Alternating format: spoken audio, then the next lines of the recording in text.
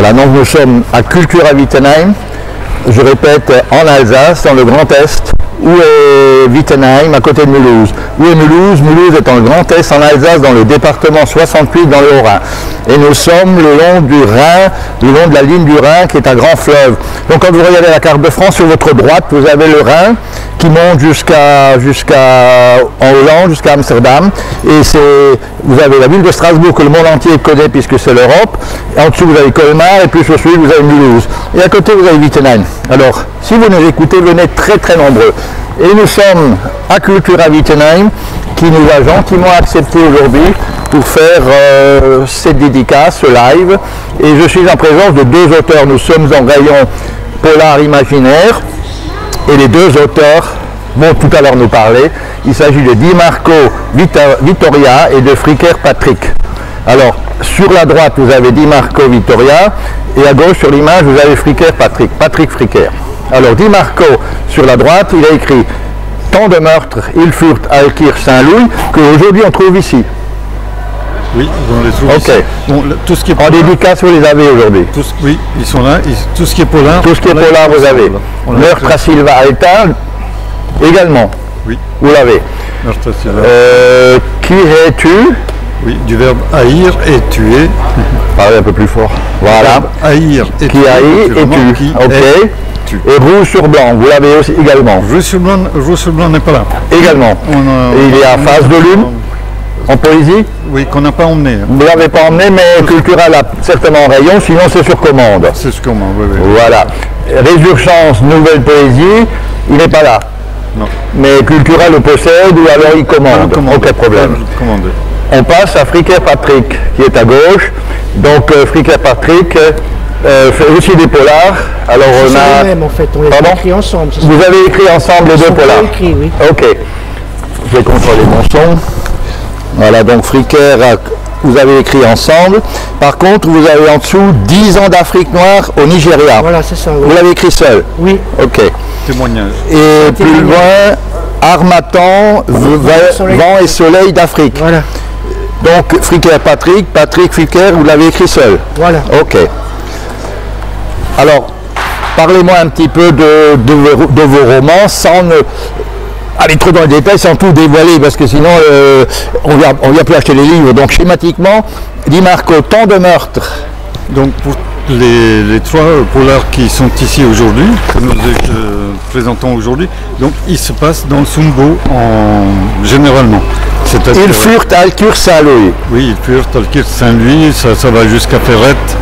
Ou même des petits villages comme Luemschwiller. Voilà. Je précise que vous êtes des auteurs régionaux. Voilà. Vous êtes alsaciens. L'un habite à Mulhouse et l'autre à Richwiller. Donc à côté de chez Cultura. Voilà. Tout à fait, oui, oui. Donc c'est vraiment, on fait vraiment du local. C'est du polar sungovien. Et on présente... Tant de meurtres, c'est quoi? Alors, tant de meurtres, c'est d'abord une enquête. Pour tout ce qui est, pour les trois polars, c'est d'abord une enquête menée par un capitaine qui s'appelle Claude Morgenspett. C'est un monsieur qui vient du Midi en fait. Dans le premier polar que nous avons fait, qui commence à Toulon, et lui il vient de Toulon, mais il s'est installé dans le Haut-Rhin, sur Mulhouse, et il mène les enquêtes sur les meurtres. C'est de la crime, ce qu'on appelle la crime, quoi. Voilà. Mais en plus de ça, en plus de l'enquête, il y a toujours une histoire un peu étrange. Alors ça, vous l'écrivez à deux. Oui. Voilà. Un est plutôt scénariste et l'autre écrit. Qui est-ce qui a la plume? On fait les deux, en même temps. Vous écrivez sur les ordi? Il y en a un qui commence. Avec ordi? Oui, à 4 oui. Vraiment. Il y en a un qui commence. Mais vous parlez avant, d'abord, vous faites une trame au départ. Oui, d'accord. D'accord. Je voudrais préciser qu'on s'est connus à la foire aux livres de Belfort. Ok. Il y a 2 ans. On va passer à Meurtre Silva Alta. Voilà, Meurtre Silva Alta qui commence dans la forêt de Nonnenbruch, qui se trouve du côté... Oui, c'est la forêt de Richwiller. Voilà, c'est ça. D'ailleurs, ici, il y avait le Nonnenbruch il y a 200 ans, jusqu'à Wittenheim, jusqu'à la Hart. Le Nonnenbruch, c'est une émanation de la Hart. Hein. Voilà, c'est une forêt très exotique, très intéressante. Et dans cette forêt, on trouve un cadavre, un corps sans tête. Voilà. Et l'inspecteur, il va essayer de retrouver cette personne, enfin, qui c'était, et naturellement l'assassin. Tous les deux romans, c'est des histoires pas vraies, c'est des histoires imaginées. Ou je ne sais pas si c'est vraiment imaginaire, hein, parce que quand on... Est-ce qu'il y a eu un meurtre un jour à Nonnenbroek qui vous a influencé? On ne peut pas dire ça, mais quand on voit ce qui se passe dans les actualités, c'est certain qu'il y a beaucoup de choses qui semblent vraies, mais c'est du fictif. Je dis pas avec des pseudonymes. Mais fictif. Avec des pseudonymes. Avec beaucoup de pseudonymes. Il y a même des gens réels qui sont dedans. Mais avec un autre prénom, un autre nom. Voilà, tout à fait. Oui, tout à fait. Bon, c'est l'actuel. Enfin, vous avez été très prudent, il n'y a pas de diffamation. Du bien. Voilà, il n'y a pas de diffamation. Voilà. Qui es-tu l'histoire Ilfurt, Liemschuler et Alkirch. Alors Liemschuler et Alkirch, c'est le Sungo. Qu'est-ce le Sungo? Le Sungo, c'est entre Mulhouse, derrière Mulhouse, au sud de Mulhouse, jusqu'à la frontière suisse, on appelle ça le Sungo. C'est une région très belle, vallonnée. Oui, et chargée de légendes. Ça, c'est une légende qui es-tu. Et là-dedans... Une légende réelle, existante? Alors, qu'est-ce qu'on peut dire qu'une légende est réelle, puisque c'est toujours tiré d'un fait... d'un fait divers, oui. Divers, quelque chose qui a existé, une légende, il y a toujours un fond de 16e siècle, 17e, 18e 17e siècle, 18e. C'est un petit peu de la légende mystérieuse, un peu mystique, un peu des sorcières, un peu comme dans le Tulsungo.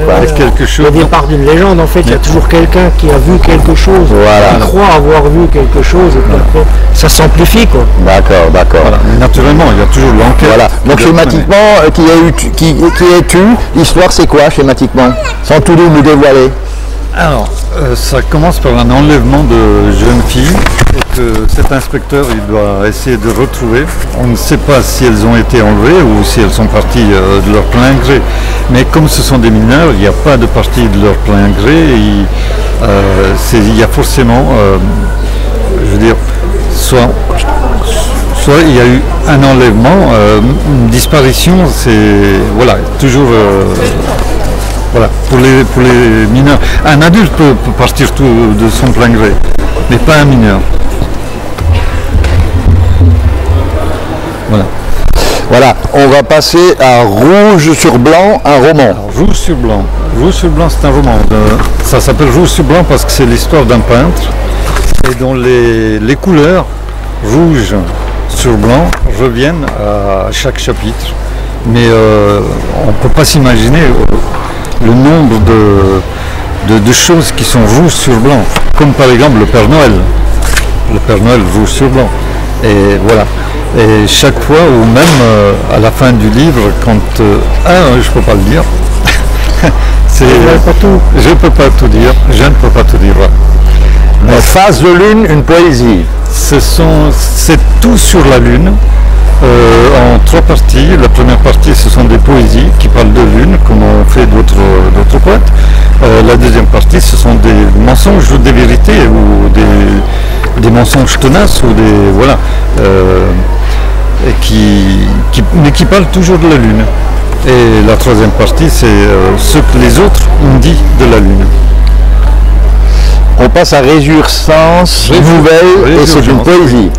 Ce sont trois nouvelles en vers, en rimé, voilà, en rime. Donc, mais ce sont des nouvelles. Voilà, c'est un peu plus difficile puisqu'il faut garder une rime. Bon, il y en a beaucoup qui ont lu La légende des siècles de Victor Hugo. Je ne me compare pas à Victor Hugo. Je me suis dit si j'arrive à faire 5% de ce que lui il a fait, ben, c'est peut-être pas si mal. Et puis tout compte fait, quand j'ai terminé le livre, c'était pas si mal. Et toujours écrit avec Patrick Fricker. Non, celui-là il a... Non, c'est tout seul. Bien que les polars que nous écrivons que les polars. Quand vous écrivez, des fois vous n'êtes pas d'accord ensemble ou... Oui, ça arrive, oui. Oui, bien sûr. Ouais, vous ne vous disputez pas, vous faites un arrangement. Non. Il y a toujours heureusement qu'on n'est pas d'accord ensemble, ça permet d'aller plus loin, d'avoir des trouvailles nouvelles. On va passer à Patrick Fricker. Oui. Donc 10 ans d'Afrique noire, Nigeria. C'est ça, oui. Donc je suis parti pour une entreprise automobile française. C'était le métier. C'était le métier, oui. retraité aujourd'hui. Voilà, tout à fait. Et je suis parti pour construire une usine de CKD au Nigeria, à Kaduna. On y est resté 3 ans et je suis resté 10 ans. Je rappelle toujours que nous sommes sur Rorin TV. On va mettre le reportage en live tout à l'heure. Et ce sont 2 auteurs locaux, Mulhouse et Richwiller. Donc tout à l'heure, ils vont vous le dédicacer. Donc, vous êtes parti en Afrique. J'y suis resté 10 ans. Monté une petite société avec un ami. Et puis après... Dans l'industrie mécanique ou... Dans le bâtiment. Dans le bâtiment. Petite société comme ça. J'ai vécu 3 coups d'état, des moments difficiles. Mais d'abord, vous partez pour une grande société. Automobile, voilà. Et ensuite, en rentrant, j'ai décidé, je me suis dit, je vais mettre ça sur papier. J'ai écrit un bouquin en 89 que j'ai seulement publié en 2010. Parce que... Pour des amoureuses d'une belle africaine, là-bas? On peut dire ça comme ça, oui. Et l'africaine, elle n'existe plus? Ah, aucune idée. Aucune idée. Vous ne l'avez pas ramenée à Richwiller? Non, non, pas du tout. Non, absolument pas. Donc schématiquement, l'histoire c'est ça, quoi. Voilà, vous avez vécu. C'est un livre témoignage. C'est le premier. J'en ai écrit plusieurs, mais c'est celui qui a mieux fonctionné, quoi. D'accord. On va passer à Harmattan, c'est vent et soleil d'Afrique. Voilà. C'est où en Afrique à peu près? Le Nigeria? Au Nigeria, la ville? Kaduna. Bon, j'en ai fait plusieurs. Un village. Au Kenya. Combien d'années vous avez passé là-bas? 10 ans. 10 ans. Alors Harmattan, allez-y, schématiquement c'est quoi? Harmattan, c'est le témoignage des 10 années que j'ai passées en Afrique. Que veut dire Harmattan? Harmattan, c'est le vent, c'est un vent chaud d'Afrique, rempli de sabre. Et alors, tous les deux aujourd'hui, vous êtes retraités. Oui. Heureux retraités parce que vous avez une très belle passion. Écrire, c'est pas facile. Non. Il y a des jours où on n'a pas envie. C'est un plaisir. Ah oui, non. Comment vous faites le matin? Vous êtes devant l'ordinateur. D'abord, je pense que vous prenez une feuille blanche, vous faites une trame avant de démarrer. Non. Quand c'est des livres communs, vous faites une trame en commun. Non, en fait, il faut avoir les idées, quoi. D'accord. Voilà, donc d'abord, il y a une idée, vous en parlez, quand vous êtes en commun, vous en parlez à Di Marco. Voilà. Et vous discutez ensemble. Voilà. Ou Patrick parle à... C'est beaucoup Vittorio qui m'en parle aussi. Et... Voilà. Maintenant, le matin, ça démarre. Oui. La feuille blanche, c'est les voix hautes, c'est l'ordinateur. Ouais, c'est pas toujours évident. On peut dire ça comme ça, bon. J'aimerais dire, j'ai écrit un livre qui s'appelle Écrire des nouvelles et qui permet à n'importe qui d'écrire chez soi. Comme j'ai un atelier d'écriture à l'Espace 110, toutes les recettes, toutes les recettes, tout ce qu'on peut faire à l'atelier d'écriture, je l'ai mis dans un livre pour que chacun puisse écrire chez soi et ne pas rester sur une feuille blanche.